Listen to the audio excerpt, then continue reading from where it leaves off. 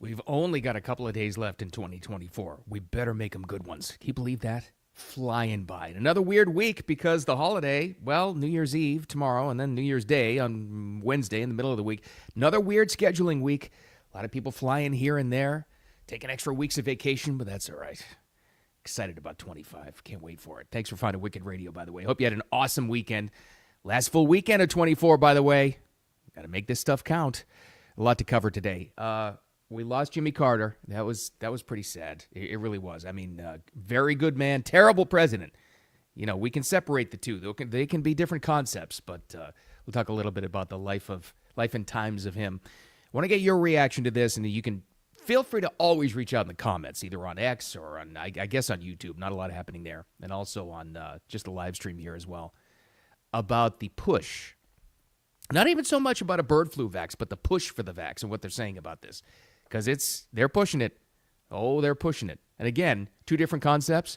You can be completely for a bird flu vax, but be against how they're pushing this thing, just like last time. Because if you thought they went away, what we lived through with COVID, oh, no. They just have different jobs now. Talk about that as well. Guess who's back patrolling the streets of New York City? The Guardian Angels. Talk about that as well. They never really went away, but they only really pop up in prominence when they're absolutely needed. And this is one of those times. Remember when that first happened, late 70s, early 80s, before they cleaned up New York? Well, they're back. And somebody sent me this video. I hadn't seen it, and it's all over the place now. This is the time of the year where you start talking about New Year's resolutions. When do you see Mr. and Mrs. Tim Walz and their New Year's resolution?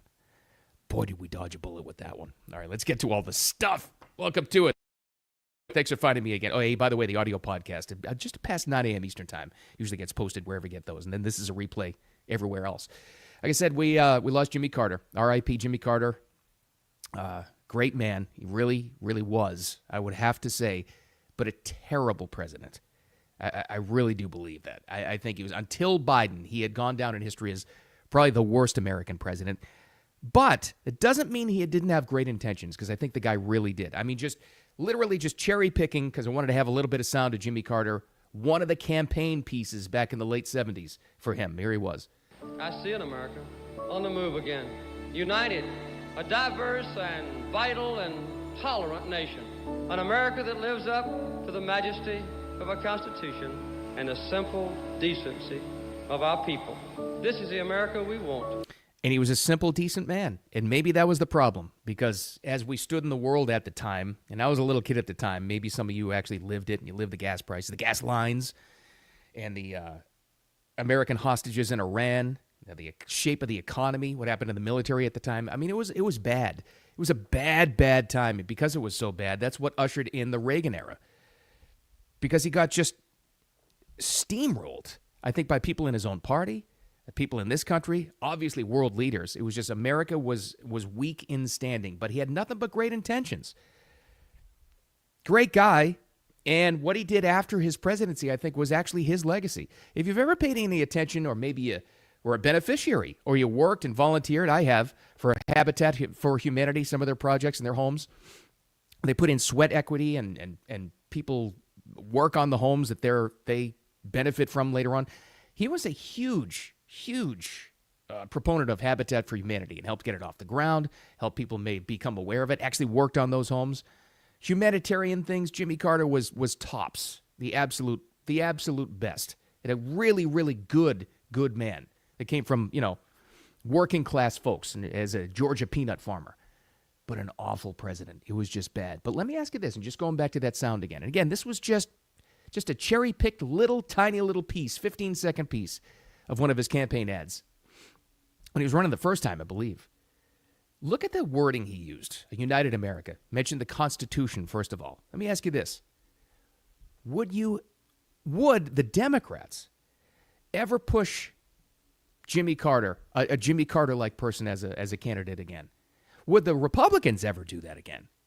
Push somebody like that? There was more of, let's say this is a couple of years down the road, and country's looking better and stronger, and we're going back to like good, hard-working, decent people and a humanitarian like Jimmy Carter. Would somebody like that, where we are now, 40 years after the fact, would somebody like that ever get elected? I don't think so. I don't think he'd ever get the primary. I don't ever. I think those days are gone. I really do, which is sad, but it's a different time. And you got to be honest here. Thanks in part to a lot of the disaster that happened to our country during his presidency is because why we have such strong leaders now, except for Biden. He was considered the worst president until Biden came along. But the difference being Jimmy Carter was a good person. Joe Biden is an awful, awful person. That entire family is corrupt. You can't say that about Jimmy Carter's family. Remember Billy Carter, his brother? He was a lot of fun, but he wasn't corrupt. He was just a good old boy. That was fine. Good man, bad president. Coming out of the Biden years, awful, awful person and a worse president. There's a difference. But somebody with a heart and a soul like Jimmy Carter, I don't know if they'd even get the nomination for his party anymore. I really don't. But again, what he did after the fact was pretty amazing. He's an amazing guy. And by the way, I never really put this together. The first ex-president to reach 100, that was amazing. He had so many health scares throughout the years that he beat. Remember a couple of years ago, I don't know if you followed this story, they said he was on like death's doorstep like 3-4 years ago, whatever it was. Went to an experimental treatment, I think it was in Israel, I believe, and he beat cancer at the time. Eventually, bought him a few extra years, eventually did get Alzheimer's and was really sick, and he was in hospice care the last couple of years, but he did it. He made it to 100. Good for him. Good man can be a bad president, and we can separate the two now, This is what we do all the time now. We always put everybody in one category. Joe Biden's in one category. Jimmy Carter was a little bit different. All right. This is, I hate to even bring this up, but we have to. We absolutely have to talk about this now because they're pushing it. And I'm not going to get on here. I'm not making this about a debate about vaccines. I'm not going to do it because that's not the issue. My whole thing is the messaging and what they're saying to us. So you've heard about bird flu, all the headlines starting late last week, right around Christmas time. Started to hear a lot of the headlines about bird flu. I'm not even doubting that that's a real thing. It is an increase, rural populations at first, and it is a concern, obviously, right? What kind of trust do we have in health officials after what they put us through in COVID, where they shut down an economy, forced vaccines? In many ways. And you'll argue with me and say, that wasn't a forced vaccine. It wasn't? Tell that to military members who were forced to take it. Tell that to people in corporate America who were told to take it or they couldn't work. And that's not a forced vaccine? Or the lockdowns. Some states worse than others, but they happened. Well, now listen to this now. Let's meet Dr. Leana Wen. Who's Dr. Wen? Well, she's the former Baltimore City Health Department Commissioner. And a lot of these people you thought went away. When we got out of COVID, Trump got reelected and we said, we'll never go back to that again. Fauci may have gone away because he's in hiding right now. But a lot of these health people that pushed for lockdowns, that pushed for mandated vaccines, they never went away. They just find different jobs. Because Dr. Wen is now a health consultant, the health expert for CBS. And she was on, what's their Sunday show? Deface the Nation, whatever it is. Listen really closely to the wording from Dr. Wen over the weekend about this bird flu vaccine, especially the first couple of words. Pay attention to what she says here. There are two main things that they should be doing in the days that they have left. The first is to get testing out there. I feel like we should have learned our lesson from COVID that just because we aren't testing, it doesn't mean that the virus isn't there. It just means that we aren't looking for it. We should be having rapid tests, home tests available to all farm workers, to their families, for the clinicians taking care of them so that we aren't waiting for public labs and CDC labs to tell us what's bird flu or not. And the second very important thing is this is not like the beginning of COVID where we were dealing with a new virus, we didn't have a vaccine. There actually is a vaccine developed already against H5N1. It was a little long. It was like 30 seconds, but did you hear the first couple of words? This is what the Biden administration needs to do in the days they have left. See, I hear things like that, and sirens, red flags, lights, flashing things go off in my brain after what I just heard. In the days they have left, we've already seen this with the pardons issue. Biden has pardoned horrible people. Health experts like this, when they say things like, in the days they have left, which is what, a couple of weeks? This is when they try to push through things that would be mandated while they have time, while they have power. That's when and make up your own decisions on which health experts you listen to. This is when I do not give any credibility to somebody like Dr. Wen. In the days they have left. Why do I say that? Well, because of what she said just there, in the days they have left, push something through while you can, while you still can, before Trump comes in and lets people have their own choice. Number one, why I don't trust her. And number two, look back into a little bit of the history of Dr. Wen when she was the commissioner of the Baltimore City Health Department. What did she advocate? What did she push for? Lockdowns? Oh, I don't mean just closing businesses. Lockdowns in her district where people couldn't leave their house. Like the worst of the worst lockdowns. And absolute forced vaccines mandatory for all citizens in her district. That's what we're talking about here. Again, if you think these people went away, they never did. They just find different jobs. If you give them an opportunity, or if they're desperate like this, in the days they have left, push for testing and vaccines. Nope, don't trust her. And you know what? You know what's the ironic thing about all this? Maybe she's right. Maybe we'll look back at this in years and say, yeah, we should have listened to her.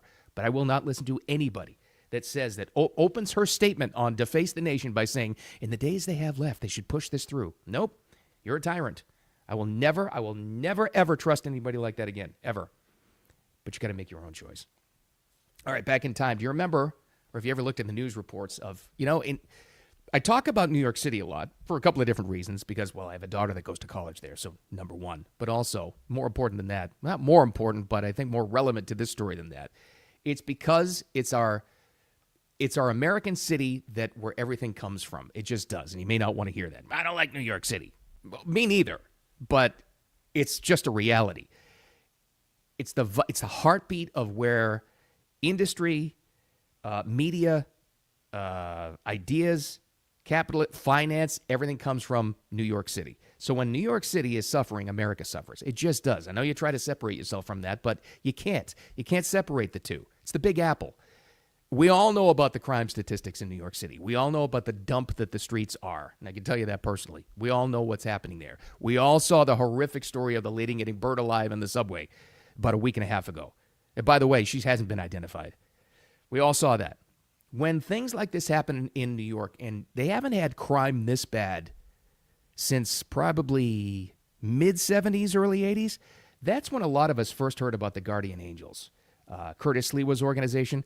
Probably seen them, on the news. They have the red caps and the jackets, whatever. They get called vigilantes all the time. And that's part of the messaging here that's so bad. It's still such a pushback. Not so much, ironically, from the police, but from a lot of lefty politicians against the Guardian Angels. We don't want vigilantes on our streets. Oh, but you're okay favoring the criminals on your streets. Is that what you're saying? When things get really bad in New York, they never really went away. But that's where the Guardian Angels, first of all, recruit a lot more members. And secondly, they really come to prominence and make a lot of waves. Well, they're back, and it's needed. Curtis Sliwa, still the leader of that organization, he was out and about this weekend talking about what they do. And listen to what they do, and listen to how they work. Our job is, A, do a wellness check on a homeless person. If they're homeless or emotionally disturbed, see if they're okay. If all of a sudden we walk into a situation where there's an episode, which oftentimes happens, we have to calm it down. A lot of times, these homeless and emotionally disturbed persons, they know of the Guardian Angels. We can have a calming effect. We can also bring the situation to the attention of cops on the platform. That's why I think, now more than ever, police in New York, just a guess, but I think they're more than willing to work with them. Because whose hands are tied in this situation? Not the criminals, the cops. Massive amounts of funding, and it was long, but Curtis went on to talk about the funding that goes on to have police at platforms that he says they never see, yet millions of dollars go into that program. It's completely corrupt. It's improperly run. They do an incredible disservice to the police officers all over the country, really, in a lot of these districts, but especially in New York. That's why it's this shining example of things that need to be fixed. I'm interested to see what the reaction is going to be to the Guardian Angels this time, because they've always been controversial among the media and Democrats, because they don't want them making them look bad. But the people, and I think so far in this stage of the game, now I think the police as well will welcome them. Because exactly what he talked about right there. They understand exactly what the problem is with the violent homeless people, like that cretin that just lit that poor lady on fire in the subway last week or week before that. That was a homeless, deranged person. They know the drug abuse, they know the violent crime that's happening, and they also understand better than anybody that the police aren't allowed to do their jobs. And they also understand, and here's the new thing that's different than early 80s, when Curtis Lee, when the Guardian Angels were really prominent. Here's what else has happened. They call it now, it's got a name, the Daniel Penny effect. Remember the Marine? He's got acquitted of the murder charge, but it's still in effect where people, regular people like you and me, go to a city like that. Let's say we're just up there on a vacation, visiting, or on business, afraid to help out fellow citizens because we're afraid we're going to be charged with murder. That's the trickle-down effect of a horrific DA like Alvin Bragg there, where good people are afraid to support and protect other good people because of laws like that, because of so-called leadership like that. That's why people like the Guardian Angels are coming to prominence once again. And I think it's a great thing. I really do. It's not full-on vigilantism. It's citizens, is what they are. They're private citizens helping out other citizens, but they're not afraid to step in and protect. But they're also, and he's great that he said it this way, he understands the homeless problem and the mental illness problem that's in this country right now, and especially in a city like New York. I support him. Support him 100%. Good for you. All right. It's almost New Year's resolution time. Did you make some? I'm going to have a lot to talk about this tomorrow because I have a different feeling about New Year's resolutions. I support them, and if you've got an idea, and it's always the top two, right? Lose money. I mean, not lose money. Lose weight and make more money. Those are always the top two resolutions, and I hope everybody does. I wish nothing but the best for you. Got a little bit different thought about resolutions, though, because most people fail at about the same time. I'll talk about that tomorrow. But good news. Tim Walz is back. That's right. It was almost our VP. Tim and Mrs. Walz. I can't remember her name. One of you sent this to me, and I had missed it, but now it's all over the place. For some reason, I guess the reason is because they're trying to stay relevant, and they're trying to stay like top of people's minds in case he runs again for something or as governor in Minnesota. I don't know, whatever it is. They did a video of them cleaning up after Christmas. And he turned it kind of sort of into a New Year's resolution video. Keep in mind, they once called other people weird. Discussing, look at this beautiful Apple box, and it's the end of the year. Gwen and I are cleaning. Yes, it's empty. It's empty, Gwen. We see that. And we were just mentioning as Gen Xers and late boomers, the idea of throwing away such a nice Apple box is really a challenge.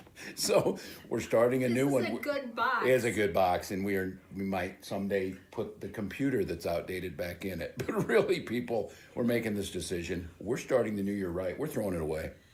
It's not the new year yet. Maybe just hang on. No, we're throwing it away. I don't know why I found that so funny. It's just that they're so odd. And again, I can't get that. I'll never forget that. Remember? They were calling everybody else voting for Trump weird. Okay. I think we dodged a major bullet with that. Gwen, that's her name. He mentioned it there. I forgot about that. Wow. Again, that's kind of like the theme today. They never quite go away. They just find different jobs, including those two. All right. Tomorrow is the last day of 2024. Unbelievable. We'll talk about a lot of those New Year's resolutions tomorrow, whatever else in the news, and hopefully it's some good stuff. We'll talk about that as well. Extra Fight at Wicked Radio, audio podcast, about 9 a.m. around there. Wherever you get your podcast, it's usually uploaded, and it lives on as a replay here on X and on Facebook as well. With all that said, first of all, what's the first takeaway today? Well, don't trust anybody that says, while they still have power, they should do this. Don't trust that. And the second takeaway is, including those people, don't take any crap from anybody. Thanks for hanging out. We'll talk to you tomorrow.